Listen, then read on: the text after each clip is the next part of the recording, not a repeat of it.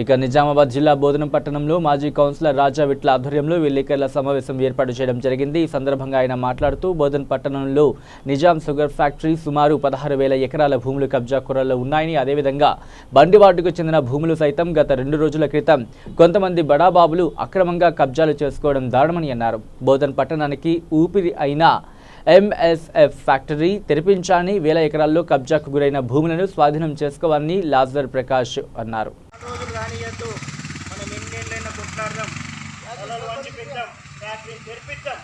Factory తెరిపించడానికి నేను ముందుంటా, ఉద్యమిస్తా। నాలాగా ఉద్యమించేవారు ఎవరెవరు ఉన్నారో వారు మీతో పాటు ఇంకా సైన్యాన్ని పెంచండి। ఈ అవకాశం ఇచ్చిన ప్రతి ఒక్కరికి పేరు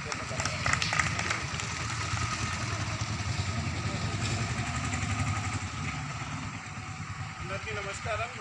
హరికృష్ణ అన్న, గౌరవ నివాసి అన్న। ముందుగా మనం ఇక్కడ కలవడము నా దృష్టిలో ఇది చాలా పెద్ద సక్సెస్ అనుకోవాలి అన్న। ఎందుకంటే గూడెం చరిత్రలో నిజాం షుగర్ ఫ్యాక్టరీ తెలంగాణ ఉద్యమంలో నిజాం షుగర్ ఫ్యాక్టరీ యొక్క పాత్ర అనుబాముతో సమానమైనటువంటి తెలంగాణ ఉద్యమంలో నిజాం షుగర్ ఫ్యాక్టరీ తెలంగాణ ఆస్తులను అమ్ముతున్నారని చెప్పి ప్రజలందరూ తెలంగాణ ఉద్యమానికి ఆకర్షితులై తెలంగాణను బలపరిచారు।